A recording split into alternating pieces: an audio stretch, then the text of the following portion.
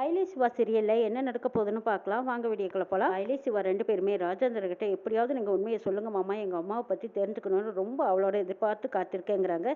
இதை கேட்ட ராஜேந்திரன், உன்னை பார்க்க பாவமா இருக்குமா, இருந்தாலும் நான் உண்மையை சொல்லிடுறேன். ஆனா எல்லா உண்மையும் எனக்கு தெரிஞ்சாலும் உன்கிட்ட சொல்ல முடியாத சூழ்நிலையில இருக்கேன். ஏன்னு கேட்டா அப்படி ஒரு சத்தியத்தை பண்ணி கொடுத்துட்டேன். எல்லா உண்மையும் தெரிஞ்ச ஒருத்தர் இருக்காரு, அவரை போய் பாருங்கிறாங்க. யார் அது அப்படின்னு கேட்டா உங்க மாமா சம்பத்து தான். சம்பத்தை போய் பார்த்தீங்கன்னா அவர் கூட பிறந்த தங்கச்சியை பத்தி எல்லா உண்மையும் அவரே சொல்லுவாருங்கிறாங்க. எங்க தாய் மாமா இவ்வளவு நாளா இவ்வளவு பெரிய உண்மையை மறைச்சு வச்சிருந்தாரா? சரி, நான் இப்பவே போய் பார்க்குறேன்னு சொல்லிட்டு நம்ம ஆயிலி சம்பத்தை பார்க்கறக்காக தேடிக்கிட்டு போயிருக்காங்க. அங்கே போய் பார்த்தா அந்த வீடு பூட்டி இருக்கு. அப்போ ஒருத்தர் பக்கத்தில் இருந்தவங்க வர்றாங்க. என்னம்மா, யாரை வந்து பார்க்குற, அதுவும் இந்த நேரத்தில் வந்து தேடிட்டு இருக்கேன் என்ன அப்படின்னு கேட்கும்போது, இங்கே சம்பத்னு ஒருத்தர் இருந்தாங்கல்ல, அவரை பார்க்கறக்காக வந்திருக்கேன். அவர் எனக்கு தாய் மாமா. சின்ன வயசுலலாம் நான் இங்கே வந்திருக்கேன். இவ்வளோ வருஷத்துக்கு அப்புறம் இப்போ தான் நான் வந்து பார்க்குறேங்கிறாங்க. ஓ அப்படியா, சம்பத்தும் உனக்கு தாய் மாமனா? ஏம்மா, அவர் காலி பண்ணிட்டு போய் ஒரு மாசமாச்சே. அப்போ ஒரு காலி பண்ணிட்டு போனதுக்கப்புறம் 2 நாள் கழிச்சு தான் எனக்கே இந்த விஷயம் தெரியுங்கிறாங்க அவர். அது அப்படியா? அப்படின்னா அவர் ஏன் இப்படி காலி பண்ணிட்டு போனாரு? அதுவும் அவசரமாக காலி பண்ண வேண்டிய அவசியம் என்ன? அம்மாவை பற்றின விஷயம் தான் இப்போ ஒரு மாசத்துக்குள்ள தான் இப்படி வெளியாச்சு. இப்படி அம்மாவை பற்றின ஒரு தப்பான நியூஸ் வெளியே வந்ததுக்கப்புறம் இவர் ஏன் தலைமறைஞ்சு போயிருக்காரு? என்ன காரணம்னு தெரியலையே. தலைமறைவாக இருக்க வேண்டிய அவசியமே கிடையாதே. அம்மாவை பற்றின விஷயங்கள் வெளியே வந்ததும் மாமா தானே கொதிச்சு போய் வந்து நிற்கணும். கோபத்தில் ஆத்திரத்துலையும் எனக்கெல்லாம் ஃபோன் பண்ணி சொல்லியிருக்கணும். எதுவுமே சொல்லாத மாமா அமைதியாக போயிருக்காருன்னா அப்போ என்ன அர்த்தமாக இருக்கும் அப்படின்னு நினச்ச அயலி குழப்பத்தோடு நிற்கிறாங்க. சரி, மாமாவுக்கே ஃபோன் பண்ணி அவர் எங்கே இருக்காருன்னு கேட்கலாம் அப்படின்னு நினச்சிட்டு ஃபோன் பண்ணுறாங்க. ஃபோன் சுவிட்ச் ஆஃப்னு வருது. அயலிக்கு சந்தேகமாக இருக்குது. எதனால் மாமா சுவிட்ச் ஆஃப் பண்ணி வச்சுருக்காங்க? அப்படியெல்லாம் ஆஃப் பண்ணவும் மாட்டார். இவ்வளவு நாளாக மாமா இங்கே இருந்திருக்காரு. ஆனால் ஒரு நாள் கூட அவரை பார்க்கணுன்னு எனக்கும் தோணலை. அவரும் என்னை வந்து பார்க்கல. பார்க்காததுக்கு காரணமும் தெரியல. சரி, இதுக்கப்புறமா நம்ம விடக்கூடாது. மாமா எங்கே இருந்தாலும் தேடி கண்டுபிடிச்சு என்ன நடந்ததுன்னு கேட்டு தெரிஞ்சுக்கணும்னு நினச்ச அயலி திரும்ப வீட்டுக்கு போகிறாங்க. வீட்டுக்கு போயிட்டு எல்லாரும் பார்த்தா வீட்டில் எல்லாரும் சந்தோஷமாக இருக்காங்க. அப்போ அயலியை பார்த்துட்டு, இதை பாரு, இங்கே நடந்த விசேஷம் அனைத்துக்குமே நீ தான் காரணம் அப்படின்னு சொல்லி பெருமையாக பேசிகிட்டு இருக்கும்போது அங்கே உதய பெருமாளோட அத்தை வராங்க. அவங்கள பார்த்ததும், அடடே வாங்க பாட்டி, இவ்வளவு நாளாக எங்களை பற்றி நீங்கள் யோசிக்கவே இல்லையில, இன்னைக்கு தான் இங்கே வர்றதுக்கே வழி தெரிஞ்சதாங்கிறாங்க. அடிப்பாடியம்மா, இவ்வளவு நாளாக உங்களை பார்க்கணுன்னு நானும் எவ்வளவோ முயற்சி பண்ணிட்டு இருந்தேன். ஆனால் என்ன செய்யறது, வேலை அதிகமாக இருந்ததுனால கவனிக்கவே முடியல. இப்போ தான் டைம் கிடச்சிது. சரி, உங்கள் எல்லாத்தையும் பார்த்துட்டு போகலான்னு நான் வந்தேன். ஆமாம், எல்லாரும் எப்படி இருக்கீங்க அப்படின்னு பாட்டி வந்து கேட்டுட்டு இருக்கும்போது விசாரிக்கிறாங்க. அப்போ தான் இந்திராணி சொல்கிறாங்க, பாட்டி உங்களுக்கு ஒரு நல்ல விஷயம் சொல்கிறோம். எங்கள் வீட்டு பொண்ணுக்கு கல்யாணம் நிச்சயதார்த்தம் ஆயிடுச்சுங்கிறாங்க. இதை கேட்டதும் பாட்டி ரொம்பவே சந்தோஷப்படுறாங்க. என்னடி, எனக்கு கூட சொல்லாமலா? சரி, பொண்ணுக்கு எங்கே நிச்சயம் பண்ணியிருக்கீங்கன்னு கேட்குறாங்க. அகிலாண்டேஸ்வரி அம்மாவோட பையனுக்கு தான் நம்ம பொண்ணையே கட்டி கொடுக்குறதா இருக்கும். அவங்க வீட்டு நிச்சயதார்த்தத்துக்கு போய் அந்த பொண்ணு வேறொரு பையனை கல்யாணம் பண்ணி நிச்சயதார்த்தமே நின்று போச்சு. அப்போ தான் பொண்ணியை அவங்களே கேட்டாங்க. கேட்டதுனால அந்த பையனுக்கும் பொண்ணுக்கும் பிடிச்சிருந்தது. நிச்சயதார்த்தம் பண்ணிட்டோம். கூடிய சீக்கிரம் கல்யாணமும் வச்சிருவோங்கிறாங்க இந்திராணி. இதை கேட்ட பாட்டி ரொம்பவே சந்தோஷப்படுறாங்க. அப்பாடா, எப்படியோ பொண்ணியோட விசேஷத்துக்காவது வந்து சேர்ந்தனே, அது வரைக்கும் சந்தோஷம்.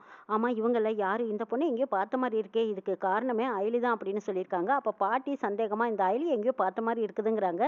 அப்படியா? எங்கேயோ பார்க்க வாய்ப்பே இல்லையே, நான் உங்களை இது வரைக்கும் பார்த்ததே இல்லை பாட்டிங்கிறாங்க.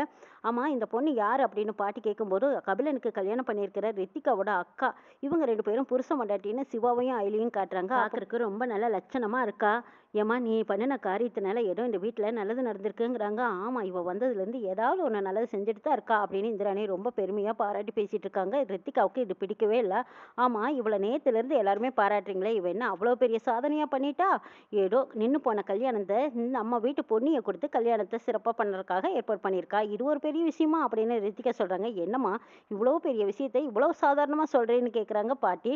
ஆமாம்மா, இவளை பற்றி எனக்கு மட்டும்தானே தெரியும் அப்படின்னு ரித்திகா ஒரு புள்ளி வச்சு பேசும்போது, அப்போ பாட்டி, என்னது, ஏன் இப்படி பெரியவங்க கிட்ட மரியாதை இல்லாமல் இவன் நடந்துக்கிறாங்கிறாங்க. ஏ ரித்திகா, கொஞ்சம் அமைதியாக இருக்க மாட்டியா அப்படின்னு செல்வநாயகி போய் ரித்திகாவை அதட்டுறாங்க. இல்லத்த, இந்த அயலியை பற்றி பெருமையாக பேசினா எனக்கு பிடிக்காதுன்னு தெரியுமில்லங்கிறாங்க. பேசுனா பேசிட்டு போயிட்டு விடுடி, அதுக்காக உன் குணத்தை இதையெல்லாம் காட்டாத. பாட்டி தப்பாக புரிஞ்சுக்குவாங்கங்கிறாங்க. ஓ அப்படியா, இந்த பாட்டிக்கு அவ்வளோ மரியாதையாங்கிறாங்க. ஆமாம், மரியாதை தான். அவங்கக்கிட்ட மரியாதையாக தான் பேசணும். ஏன்னு கேட்டால் இந்திராணிக்கும் சரி உங்கள் மாமாவுக்கும் சரி அவங்க மேலே அளவில்லாத மரியாதை. அவங்க என்ன சொல்கிறாங்களோ அதை தான் இவங்க எல்லாரும் கேட்பாங்க. அதன்படி நீ நடந்துக்கோ, புரிஞ்சு நடந்துக்கோன்ட்டு போகிறாங்க செல்வநாயகி. பாட்டி வந்திருக்காங்க, இன்றைக்கி ஸ்பெஷலாக நிறைய ஐட்டங்கள் செய்ய அப்படின்னு சொல்லி இந்திராணி சொல்லவும், அயலி சரி நான் போய் சமையல் வேலையை பார்க்குறேன்னு சொல்லி போய் சமையல் வேலையை பார்த்துட்டு இருக்காங்க. அங்கே பாட்டி வந்து பார்க்குறாங்க. அயலி தான் மாங்குன்னு சமையல் கட்டுக்குள்ளே வேலை பார்த்துட்டு இருக்காங்க. இங்கே ரித்திகா அப்படியே காலை தூக்கி பெஞ்சு மேலே வச்சுட்டு அப்படியே ஃபோனை பார்த்துக்கிட்டு வந்திருக்காங்க.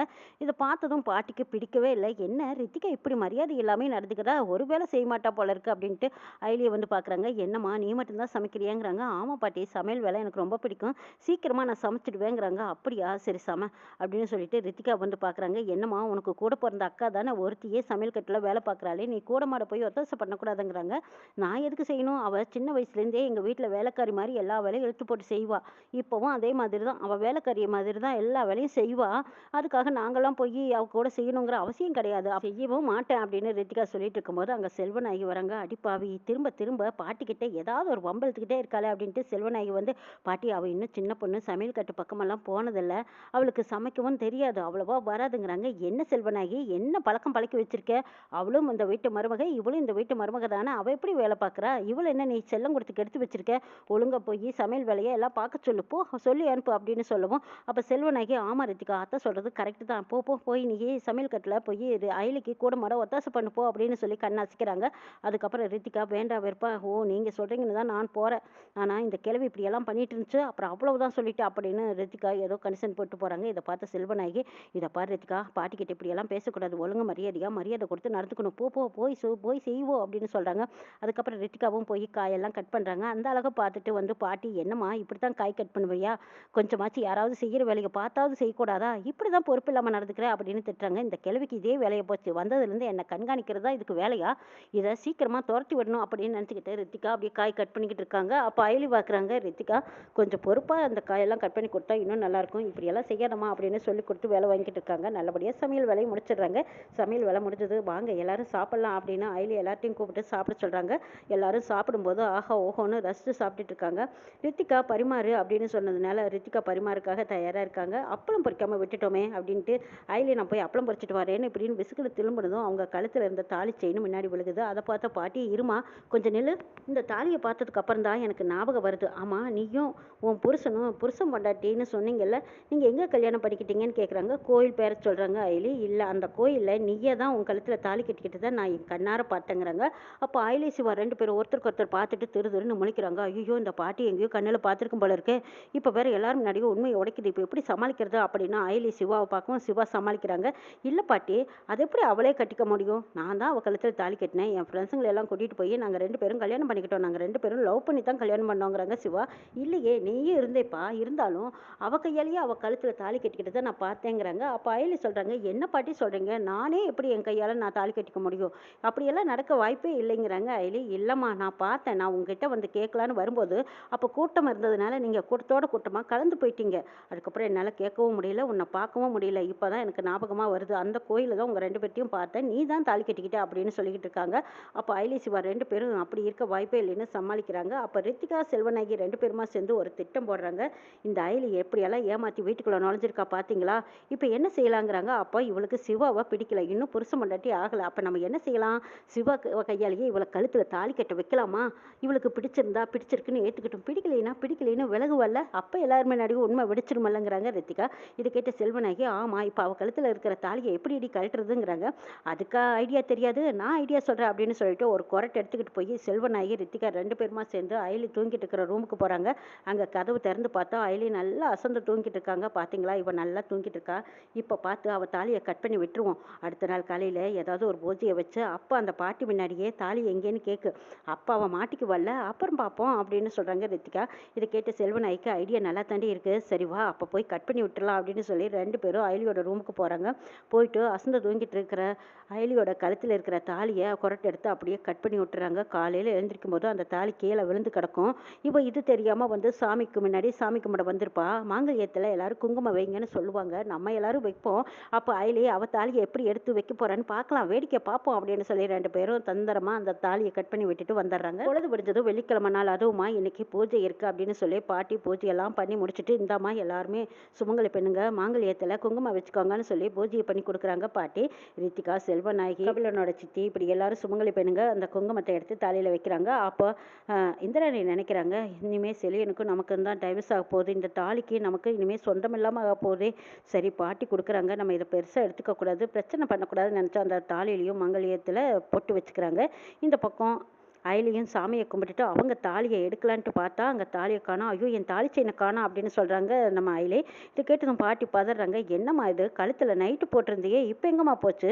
ஏம்மா இதை கூடவா பத்திரமா வச்சுக்க மாட்டேன்? ஒரு கல்யாணமான பொண்ணு தாலியை கூட பாதுகாப்பாக வச்சுக்க தெரியலனா என்ன பொண்ணு நீ அப்படின்னு திட்டுறாங்க. இல்லை பாட்டி நைட்டு நான் படுக்கும்போது இருந்துச்சு. நான் எப்போவுமே தாலியை இப்படி கண்ணில் ஒத்தி வச்சுட்டு படுக்கிறது வழக்கங்கிறாங்க. ஓ அப்படியா, இந்த பழக்கம்லாம் கூட உனக்கு இருக்காங்கிறாங்க. அப்போ காலையில் எழுந்திரிச்சதும் நீ தாலி எடுத்து கும்பிட்டு போய் இளங்குறாங்க. அப்போ நான் கவனிக்கல பாட்டி, நீங்கள் கூப்பிட்டதும் அவசரமாக எழுந்திரிச்சு வந்துட்டேங்கிறாங்க. அப்படியா, அப்போ நீ படுத்திருந்த இடத்துல தான் இருக்கும், நீ போய் பாருங்கிறாங்க. அப்போ போய் அவங்க கட்டிலில் பார்க்குறாங்க, கட் பண்ணி கிடக்குது. பாட்டி கத்திரிச்சு கிடக்குது, யாரோ கட் பண்ணியிருக்காங்க அப்படின்னு எல்லாத்துக்குமே சந்தேகம் வருது. சரி பரவாயில்ல, இதுக்கும் ஒரு பரிகாரம் இருக்குது, அந்த பரிகாரத்தை செஞ்சிடலாம். இன்னைக்கு வெள்ளிக்கிழமை நல்ல நாள், அதுவுமா இந்த பரிகாரத்தை பண்ணிடலாம். உனக்கும் சிவாவுக்கும் இதே இடத்துல மாலையை மாற்றிக்கிட்டு மஞ்சள் குங்குமம் வச்ச மாங்கல்யத்தை எடுத்து உன் கழுத்தில் கட்டட்டும். இது நாள் வரைக்கும் சந்தேகமாக இருந்ததில்ல, இந்த சந்தேகம் தீரட்டுமா அப்படின்னு சொல்லி சிவா கையில் ஒரு மஞ்சள் கயிற்று எடுத்து கொடுக்குறாங்க. அப்போ சிவா என்னடா பண்ணுறது, வேறு வழியே இல்லையே, இப்போ அயலி கழுத்தில் எல்லாரும் முன்னாடியும் நம்ம தாலி கட்டித்தான் ஆகணும்னு சிவா அந்த தாலி எடுக்கிறாங்க. வேறு வழியே இல்லை சிவா, நம்ம 2 பேரும் வசமாக மாட்டிக்கிட்டோமே, இப்போ உங்கள் கையால் நான் தாலி வாங்கித்தான் ஆகணுங்கிறாங்க. ஆமாம் அயலி, இன்னைக்கு நமக்கு நடக்க போகிறது கல்யாணம்.